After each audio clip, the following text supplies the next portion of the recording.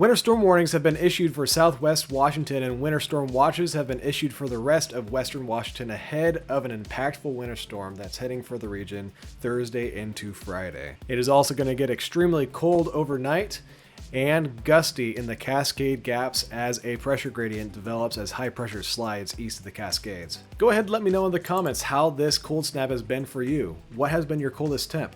Here's the areas in southwest Washington that have the winter storm warning for Thursday into Friday. And then here's the rest of western Washington with a winter storm watch issued and a new wind chill advisory issued for the eastern Puget Sound lowlands. Take a look at what the National Weather Service in Spokane is expecting for wind chills tomorrow morning and east of the Cascades. Some areas could reach up towards 37 below zero wind chill, 38 below zero wind chill in Winthrop. And here the National Weather Service in Seattle is highlighting the risk for freezing rain throughout western Washington Thursday night into Friday afternoon, which could cause difficult travel conditions. Currently across Washington state, it is cold with temperatures down to 12 degrees in Linden, 16 in Arlington, all the way down towards the mid-20s in Seattle. And look at east of the Cascades with multiple areas below zero.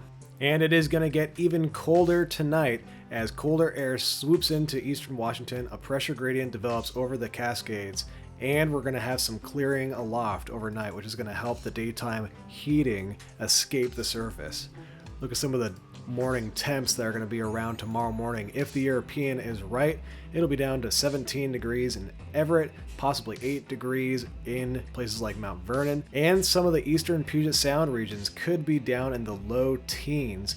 East of the Cascades, numerous locations are going to be below zero, including Spokane potentially being 9 below, and out there in Winthrop we could have another impressive low temperature. This is all due to an Arctic high that's pouring out of Canada and into the continental 48. You can see it going there east of our Cascades, but also see it swooping across the rest of the nation over the coming days. Currently, the Arctic front is blasting through the northern plains into the central plains. You can see it right there coming into Kansas, and look at some of those temperatures. 15 degrees below zero in South Dakota, down to 2 degrees below zero in Nebraska. And taking a look at the wind chills over there, look at that. Some spots have a wind chill over 50 degrees below zero in North Dakota. As that high pressure sinks into eastern Washington, we're going to have a pressure gradient set up over the Cascade Mountains, and we're going to get some gusty winds in the gaps, also pulling some colder air over into western Washington. And it's going to get pretty gusty in places like North Bend and Sultan, and you'll definitely feel the effects out there. As a matter of fact, a wind chill advisory has been issued for the East Puget Sound lowlands because of how chilly it's going to get. And we're going to have another day tomorrow where temperatures will not climb above freezing along the I-5 corridor or east of the Cascades, and this is all going to set the stage for Thursday night into Friday's storm. Looking at the most recent European model run, we can see that precipitation reaches southwest Washington by about 7 p.m. on Thursday. And then as we get to about 10 p.m., it is coming further up the I-5 corridor. But notice, for some areas down there, it just starts right off as freezing rain. As we get further in with the precipitation, the freezing rain moves further north to areas like Olympia. Some areas, though, as we get later into Thursday night into Friday morning, are going to start off as snow. But look at all this freezing rain that the model is depicting all the way down there in southwest Washington, down in Oregon, and on the northwest Washington coast. As we go further into the morning, it continues freezing rain going in areas like Tacoma, Seattle, up into Monroe, down the East Puget Sound lowlands.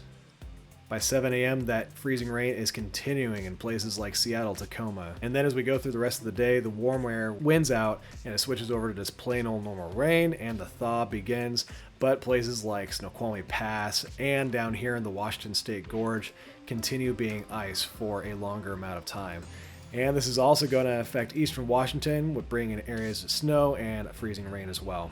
Exactly how this plays out, though, we're not going to know for sure. It could be that the cold air gets scoured out a little bit quicker than we think, but I think there are going to be some areas that are going to see some impactful ice accumulations or accretion, and it doesn't take very much freezing rain on roads to create havoc. And also, it doesn't take very much weight of ice on tree branches and things like that to weigh them down and potentially cause power outages as they come down on power lines. As you can see, the European model is calling for a little bit more snow up in the northern counties, North Snohomish, Skagit, and Whatcom County. However, it could switch over to freezing rain up there as well. More snow to the Cascades, more snow to eastern Washington. All right, here's looking at the most recent European model that has upped totals for areas from about Seattle south. Look at that. In Tacoma, it's calling for about a ½ inch of freezing rain. Olympia, a ½ inch. Down there in the southwest Washington coastal range, almost an inch.